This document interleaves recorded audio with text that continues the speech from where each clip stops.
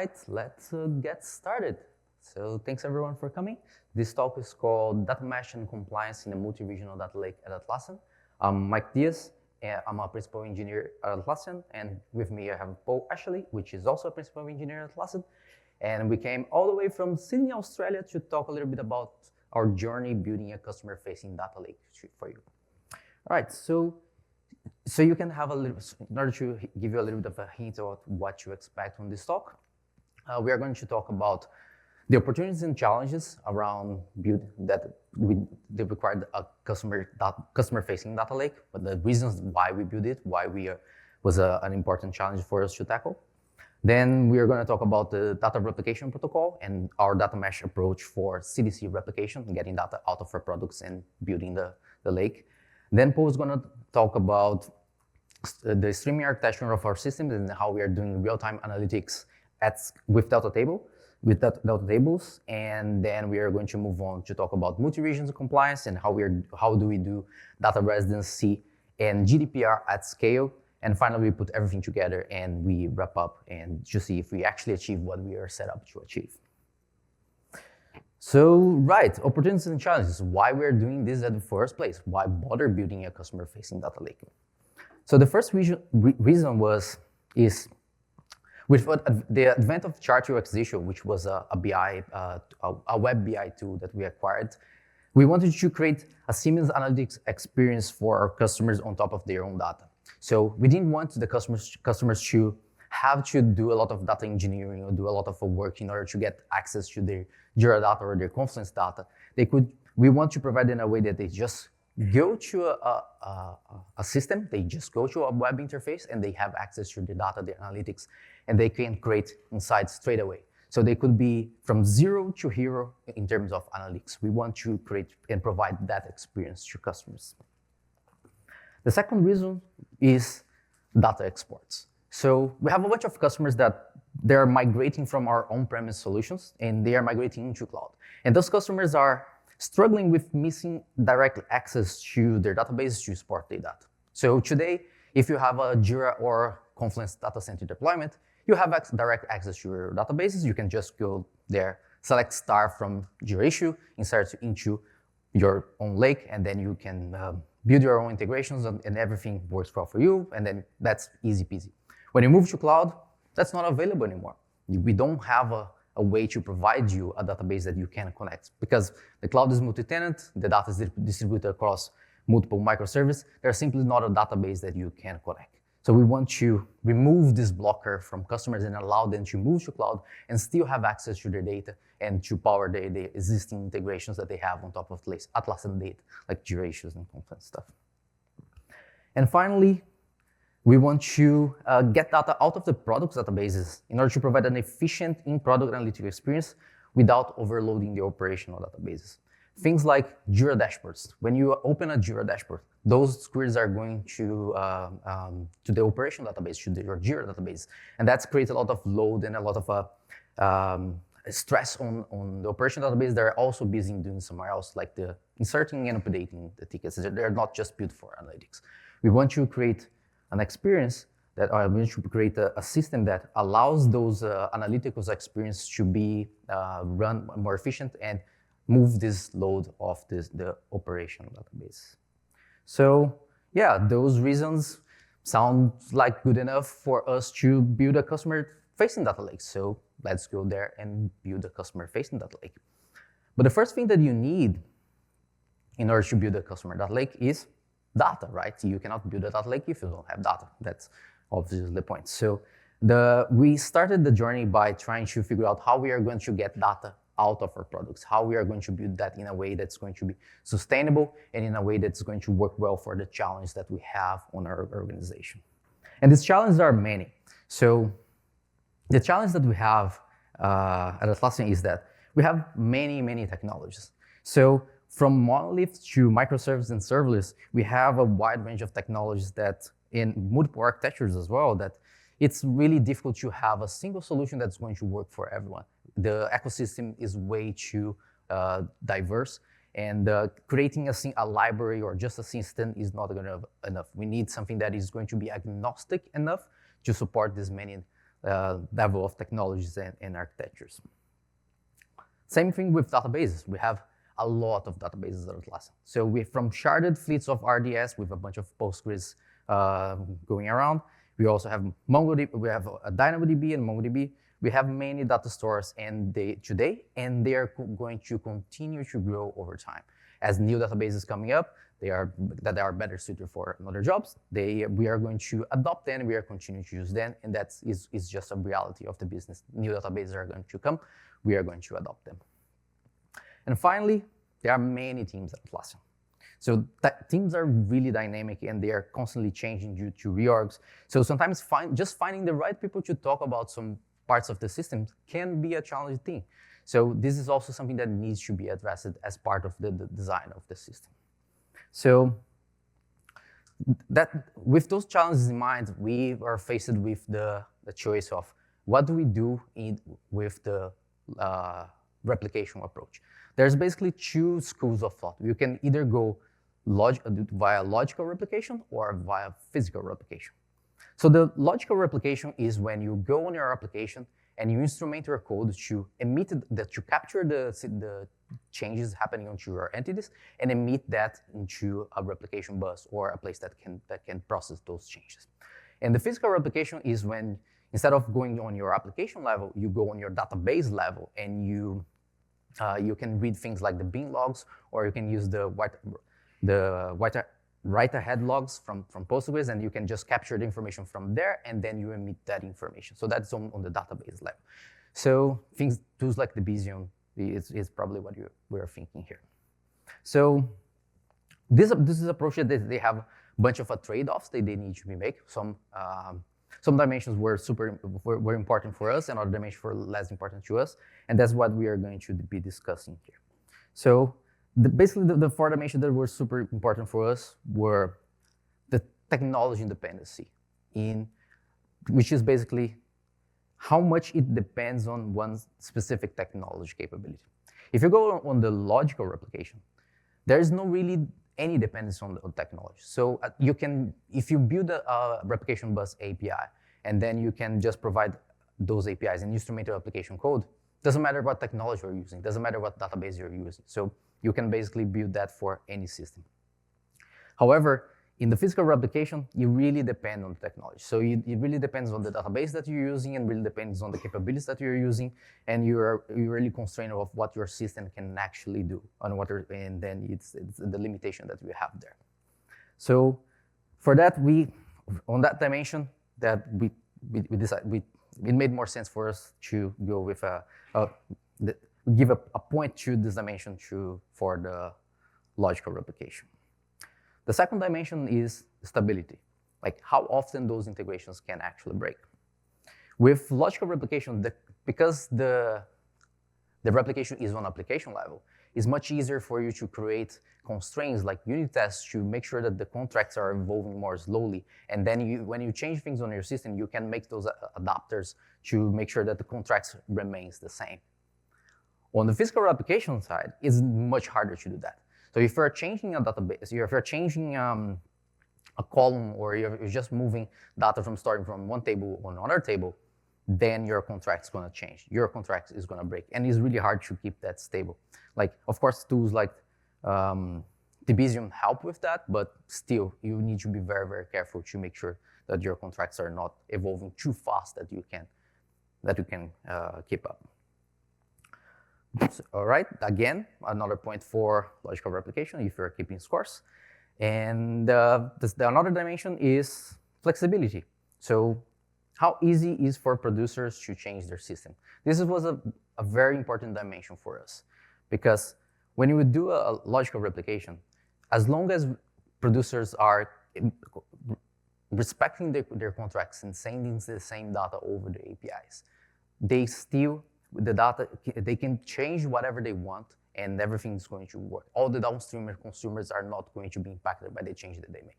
So, for example, if they say that they want to change from Java to Kotlin, or from Kotlin to Python, as long as they keep the contract, everything remains the same. Downstream consumers are not impacted. On the other hand, on the physical replication, if consumers decide to change the way that they're storing data, or if they decide to change well, let's not move from Postgres to Dynamo or vice versa, then your integrations are going to break. You need to be super careful and you need to do that adaptations. So we didn't want to create this burden to our producers and create these constraints. So we want to allow them to do whatever they want with their system. And as long as they keep the contract tables, everyone's going to be happy. So again, another point for logical replication. And finally, effort. You probably are wondering at this point, all right, logical replication is a lot more work. And yes, it is a lot more work. You have to do a lot more work upfront. You have to go on your code base and you have to instrument them. You have to make sure that you are capturing all the paths and can update one particular entity. You have to make sure that you are capturing that and instrument that and send data to the right replication bus APIs. So that requires a lot of investment upfront, and it takes much longer to get access to the data.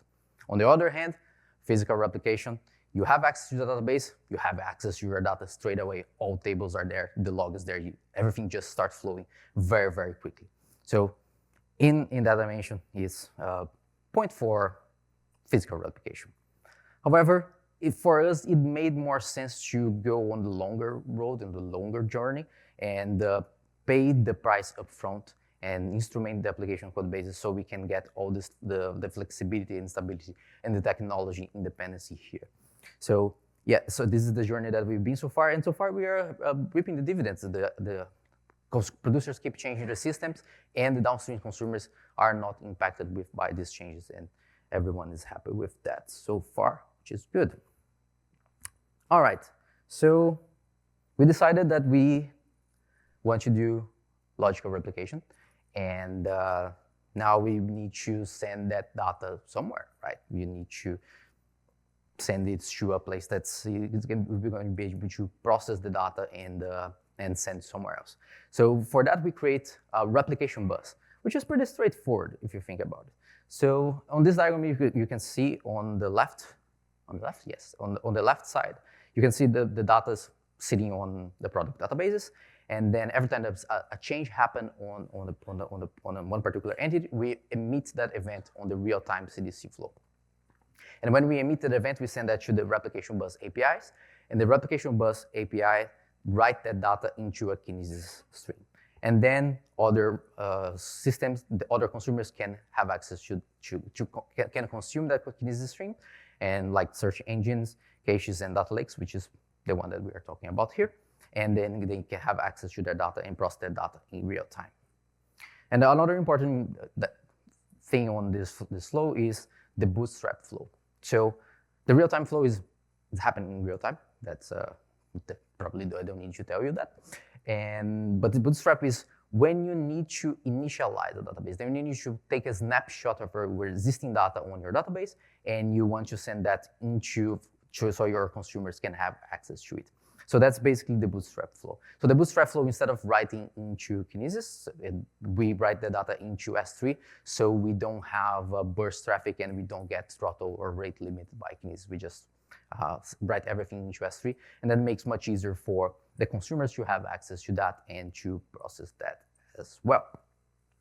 Right, we send a bunch of data to this replication bus, but if we don't have a format for this data, this is going to be a little bit of a mess to make any sense of it. So what we did was we create a replication protocol, which is basically a protobuf envelope that defines on how everyone at Atlassian should be replicating data and how this data should be formed and what it needs to be doing. So the first important thing about this is protobufs. We are using protobufs everywhere at Atlassian because protobufs are a great format because they are very compact. They don't take many bytes to carry information, and it's very good to deal with backwards compatibility. So it's easier for you to change and upgrade clients, and it's pretty straightforward to do that, and we use that extensively. So that's basically a protobuf envelope that contains everything, and we also adopt a strategy that's called last write win strategy that guarantees that everything is going to be converging to the latest version, even on unordered transport. What does that mean? So if you look here on this envelope, or here as well, you can see the version here. We always ask our producers to send a higher version, a monotonically increasing number, so we can, if the data arrives out of order, we can, on the other side, make sure that only the last write wins. So the higher version is going to be the one that's going to be in effect. And that's how we don't really worry about ordering, because ordering is difficult. You already know that. So we don't worry about that. We just make sure that everything's a higher version and make everyone converge to a higher version. And finally, we support a generic payload. So on this envelope, on this protocol envelope, we accept google.protobuf.any. So it's basically any type of protobuf goes in here. And we also support offloading large messages to S3. So if you have a message like a large Jira issue or a large Confluence page, we, instead of writing those bytes into the protobuf message itself that goes to Kinesis, we get those bytes, write into S3, get the link to the S3, and put on the message and send that to Kinesis instead. So when consumers on the other side, instead of reading directly the bytes from Kinesis, they just get the URL, fetch that from S3, and have access to the data. So you skip that limitation that Kinesis has around 1 megabyte payloads. All right, so now that we're talking about generic payloads, what kind of payloads goes in there, right? We also need to have a little bit of a structure on it. So for that, we create a schema manager repository where we have a centralized repository where we define a lot of conceptual models over there that are subsequently translated into, compiled into protobufs. So if you look here, you can see a definition of what a Jira issue looks like. And the Jira issue is defined in TypeScript. And then when you build that, when you release that on the build pipelines, we compile that information into protobufs, and then the consumers can use these protobufs to send this data. And the schema tooling have a bunch of information to not only generate these artifacts, which are protobufs and other artifacts. It also has the tooling to enforce spend and contract rules, so we can prevent breaking changes. So for example, if you are deleting a property that we still have consumers that are looking on that property, the tooling is going to look at it and make sure that, okay, you cannot delete this field right now. You have to make sure that everyone is off that field. And then only after then you can actually delete. And then finally, we enforce a strong domain ownership on these entities. So the domain model, so the thing that we are looking at over here, are owned by the product team. So the teams that are the producer ones, like Jira, Confluence, the team that's owning the product, they also own the entities that they are replicating. They own the concepts that they're replicating. So they can evolve the models at the same time they're evolving the applications. Very much aligned with the data mesh principles of keeping the data close to the source team. And just to trying to put a little bit more clarity on that, the artifacts that you just saw we just saw in the previous slide, the conceptual model, are owned by the domain team. Then we compile that into the protobuf, which is the wire representation. That's basically not owned by anyone. And then we have a next stage where we have refinements, transformations on top of this data that is being replicated. And these refinements, these transformations, are the ones that are owned by the consumer teams, the use case aligned team. So we can have this very clear and very well defined ownership around the data. And it's not just one centralized team that owns everything. We have the ownership is distributed about, sometimes it's the source team, sometimes it's the consumer team. And yeah, that's pretty much very much aligned with the data mesh principles that we are trying to follow here. And yeah, now Paul is going to talk a little bit more about how we actually do these transformations in real time and talk a little bit about our streaming architecture. Awesome, thanks, Mike. So yeah, I guess this is how we model the data, but then how do we put this into practice? So I'll just give you a very high-level overview of our streaming architecture and sort of set the scene for the future challenges and the compliance requirements that are to come later in the presentation. So this is kind of what our streaming architecture looks like today at a simplified level. You can see it's kind of like most other ETL pipelines in that we have the ingestion going from left to right. The one thing I wanted to call out here that's a little bit different is this config repo in the top left-hand corner. So this is basically all that Mike was talking about. So we've got our protobuf definitions and our schemas there. We've got our transform definitions all defined in DBT. So all of the protobufs and all of the models live side by side in this one repo. And this feeds in as input for our data lake. So what happens on the data lake is we have our product databases. So this is Confluence, Jira, Opsgenie. Like Mike said, we're using logical replication. So they can be on DynamoDB or Postgres or MongoDB. We're technology independent. But they're responsible for populating that protobuf with the data that makes sense for them and owning that contextual data. Once they put that information on the Kinesis stream, then we're also plugged into the protobuf library.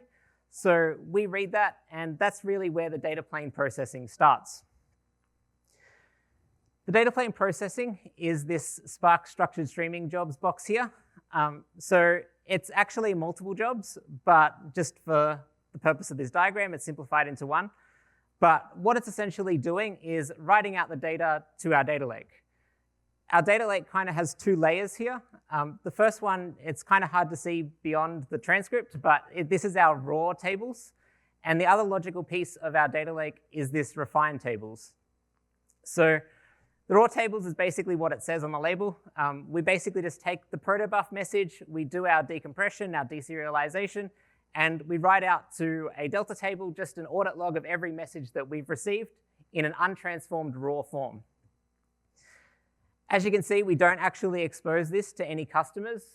It's mostly for our own internal use cases, which I'll talk a little bit about later, around data migrations and replays and things like that. The stuff that actually does get exposed to our customers is this refined tables bit here. So we get our protobuf message, and using the DBT models that our data modeling teams own, we basically run a transformation process, and we write out each of the models to their own separate tables. I'll talk about that a little bit later, but just moving on for a bit from now, we've got our other pieces of the box in our architecture here, which are our customer views. So this is really simple. All it's doing is providing some scoping information to really condense down what a customer sees when they create a data source. So if you start using Atlassian Analytics and you create a data source that you want to query data from, you're in control of what Jira projects or what Confluence spaces or what containers and permissions you want to set in order for the users of that data source to be able to query the data. In order to do this, we create a bespoke set of customer views, and they're very targeted, and the predicates that we use are basically what they specify. So if you want to only show one project, we'll provide a predicate that only shows one project from your lake. The last thing here is this enhanced tables and views. So we're pretty open about the amount of transformations and the types of transformations that we do when we write out to these refined tables, in the sense that you can form free-form SQL in DBT as a model. But one of the limitations that we have, because we're using the structured streaming jobs, is we don't allow processing with other joins to other protobuf messages or other tables or any other data augmentation. Whilst that works for most of our data models, there are a subset where that just becomes too complicated for our end customers, and they require those joins to really stitch together multiple messages that our data producers send and make sense for the data in Atlassian Analytics. So in order to cater to that use case, we have this enhanced tables and views box here. And the only difference between the two is enhanced views are views that we create in Databricks. So they're query side, they get stitched together when a customer makes a query. And the enhanced tables are pre-computed on a batch processing layer in order to cater for that extra performance that we need for some of the really complicated joins. But yeah, essentially, that is all it's doing. It's just creating those extra joins that we need to make more sense for our customer data. So I'll go a little bit into more detail about the structured streaming job and how it actually works in the transform process here. So we have our models defined, and each of the models that we have defined in dbt map to one source protobuf entity. So Jira issue is an example of a source protobuf entity, and when we receive a Jira issue message, we do a lookup in dbt of all of the different models that we have defined that map to that Jira issue. They all have their own set of transformations here, and they all have their own set of tables because each table maps one-to-one with a data model defined in dbt. So we'll go ahead in our data plane and do that fan out and create as many tables as our data modelers want, each with their own selective set of data for our customer queries. On top of this, the other thing that we're doing as we're writing into the table is doing that last write wins upsert strategy. So provided the data producer sends the latest version, we'll honor that and we'll run a merge into statement within Spark SQL in order to basically just do that merge and perform that upsertion query. So I guess it's probably a little bit too much detail looking at the code directly, but it's pretty straightforward what we're doing here in terms of the dbt transformation process, but it is something that isn't really provided out of the box. So when we define the models within dbt and the data modelers write the SQL that they want to apply for the protobuf, we compile the dbt model, and that generates a manifest.json file.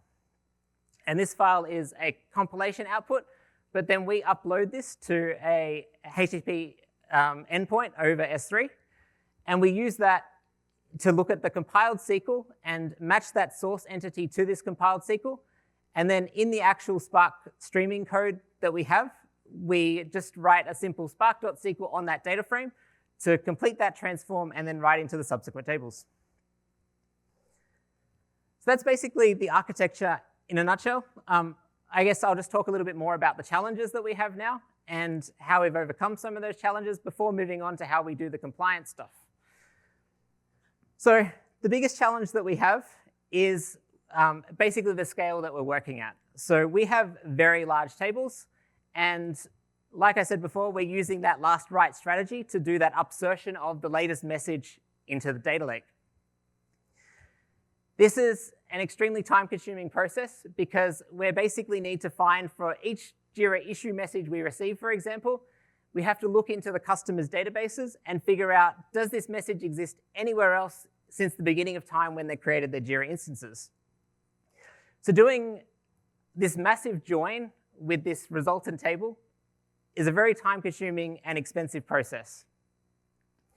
For that reason, it works best if we do this in very large micro batches. So we're using streaming, but we're talking 30, 45-minute micro batches here.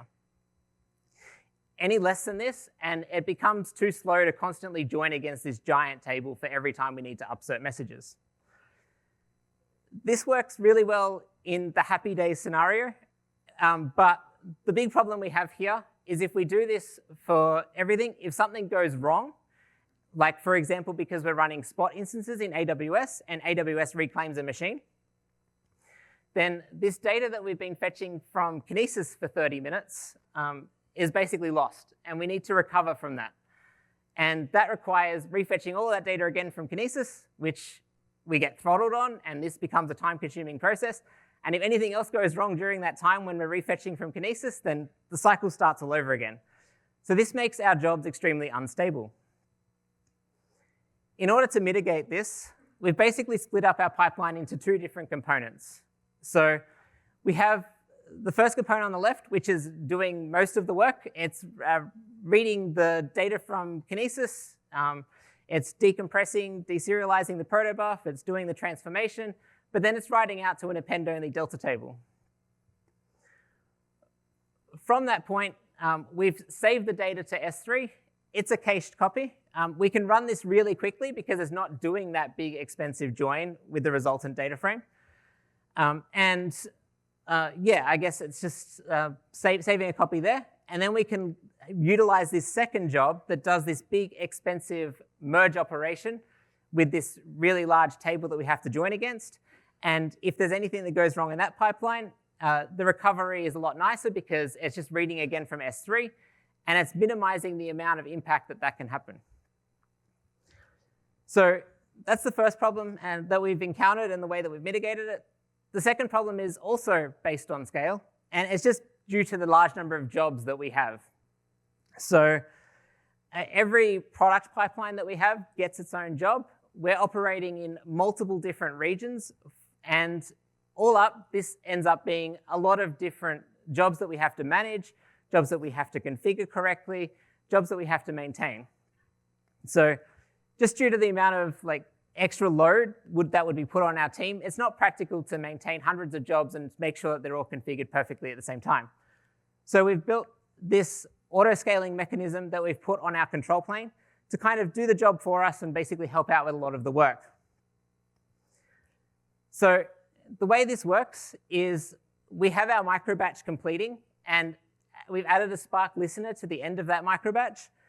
And at the end of that microbatch, it will report on what it thinks the approximate delay is in the processing pipeline.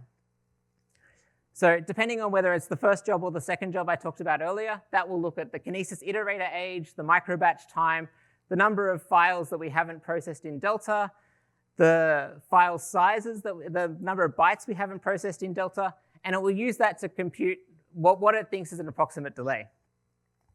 Once it sends that to our control plane, we have a PID controller in there that is configured to set out the desired number of workers for the system.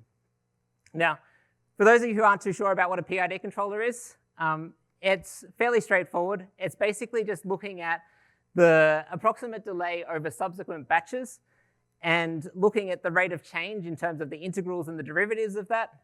And it's using that to basically set an approximation of, well, how many workers do I need to set to configure an approximate delay based to what we've set it to. So we'll create a set point that says we want our product pipeline to run within a 30-minute SLO, and it will do the calculation and figure out, well, how many workers do we think we need based off the last batches and how many workers we've allocated to them to figure out where we go from there. So we've deployed this, and it's running on all of our jobs. It's listening to all of our jobs. It's configuring all of our jobs and making sure that we're not burning money with sending too many workers where we don't need them, but also scaling up when we get burst loads in traffic and so on. So they're the two main challenges. But one of the things I want to talk about now is how we did multi-region compliance. But before we get to the how, we need to look at the why. So why do multi-region at all? It's a lot of extra effort, and is it really worth it? Well, we believe that we need to give the customers the choice to house their data in whatever location they choose. So whether the customer needs to for regulatory requirements or whether they just want to because they feel safer with their data housed in a certain location, we feel that we ultimately need to give them that choice. The second one is to improve the query latency for our applications. So by bringing the data closer to the source of where our customers are querying, they will get a better user experience, improve customer performance. The last thing is for us, the third thing is for us. So it actually does help improve our ingestion performance too. So like I said, one of the major challenges that I mentioned before was this upsertion into these gigantic tables that we have at Atlassian. But if we could break up that giant table into multiple different regions and shard it out so that when we do that upsertion, we're only looking in the region that the customer belongs in, then that's a much smaller compute problem, and it improves the efficiency of our pipeline. The last thing here is the blast radius reduction. So ultimately running in 12 different regions, if something catastrophic was to happen, whilst it's never planned, at least it only affects that 1/12 of the customers rather than all of our Atlassian customers. So that's the why. Let's talk about the how.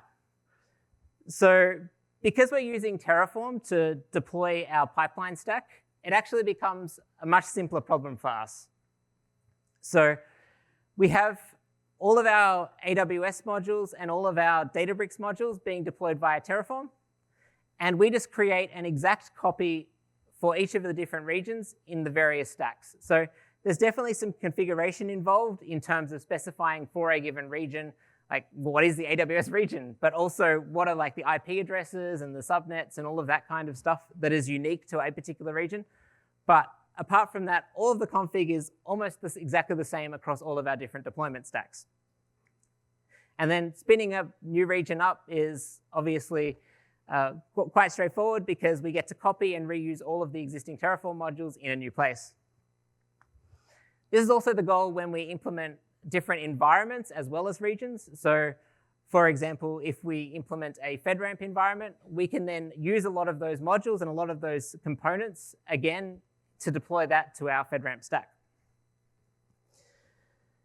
So that's the happy day scenario. And we have data flowing, but we also need to cater for the use case where customers inevitably ask us to move data around. So why would that happen? I guess customers tell us they want to move their data to a new region. So if they're currently got their data sitting in the EU, for example, and they want their data to now be housed in the US, then as a company, we need to honor that request and move their data from one region to the other. Another reason is they haven't actually told us at all that they want to move to a new region, but they haven't told us what region they want to be located in, and their usage patterns on Jira determine that their Jira instance is better suited to be housed somewhere else. So we'll go and move their data accordingly. The last one is customers want to leave us, and due to like GDPR and other right to be forgotten requirements, all that kind of thing, we need to then trigger the operations to make sure that this data is not housed in our lake. So what does the migration look like? Well, we've got our multiple different region stacks in this diagram here. So you've got US East 1 and AP Southeast 2 here. And we are constantly connected to Atlassian's global provisioning service here. So when a customer wants to change a particular product's data from one region to the other, we will listen to this request. They will let us know via our control plane. And then we'll go and fire off the migration copy job. So the raw tables I mentioned before become pivotal here. What we do is this job is just another Databricks job. It will go and read the data from our raw tables and look at those raw protobuf messages that we receive for that given customer, and then ingest them, and then put them on the queue to be processed in the new region that we actually want the customer's data to be moved to. So this diagram here kind of shows the more detailed operation of how that copy takes place.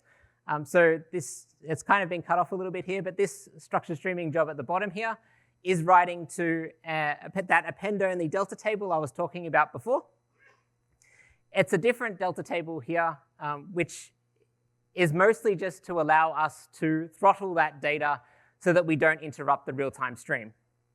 So migrations, bootstraps, replays, all of those other ancillary operations don't have the same stringent SLOs that we have for the real-time flow. So we want to prioritize any real-time flow messages first, and then throttle in those new messages that we also need to process but don't have as strict of an SLO. So that's why we've set up two tables. And then the merge operation actually does a union between those two Delta tables and then process the data as per usual. So that's copying the data from one region to the other. But then next, we need to remove the data from the source region. So this comes about either in the migration process at the end of the copy operation, or via their own deletion request if a customer leaves Atlassian and we need to delete their data for compliance reasons. So the way this works is almost exactly the same. So we have our migration delete job, which is taking the data from the region. So if it's a standalone delete request, it will be from the region the customer's data is in. If it's a migration request, it would be from the data the region the customer's data was in. But it's just figuring out all of the messages that the customer has in the data lake and creating tombstone messages to remove the data from the merge operation that we have. So that's the migration story. The last thing I wanted to talk about before handing back over to Mike is BYOK. So what is BYOK, you may ask? So it's called Bring Your Own Key, and it's a feature offered by Atlassian that allows our customers to manage their own encryption keys. So we will encrypt the data with their encryption key, but they will own it. They can revoke it from us at any time. And it's just a security feature that we offer to them. This is easy for things like Postgres, where you can encrypt the entire database with the key, but it becomes challenging in a big data or Spark world where you cannot natively encrypt beyond the table level. So if we were to use the out-of-the-box tooling here, we would need to create hundreds of thousands of tables for our customers. This is because every BYOK customer will need all of the tables that we currently have in the data lake, but specific for them and encrypted with their customer key. So in an effort to solve this, we have a strategy, and it's basically around using the AWS encryption at the partition level. So it's a common misconception that KMS only works at the bucket level, because that's what most of the examples have, but you can actually encrypt at a key level within AWS. So the goal here is to extend the Hadoop S3A file system in order to create a mapping of whatever the customer key is to their unique partition within our Delta table. And then we will automatically use that and leverage that to when we write via Hadoop, we're writing using the encryption key for the prefix or the partition that we have given for our given customer. This is nice because it allows, on the consumer side, us to read all of the data. It's totally transparent to us. As Atlassian Analytics and the SQL endpoints automatically pick up that this data was encrypted with this particular customer key, and it will be a seamless operation on the consumption side. So this is a little bit more detail of what that looks like in a diagram, but it's basically just what I talked about there. So you've got your Spark streaming job. We would just write spark.writestream.start.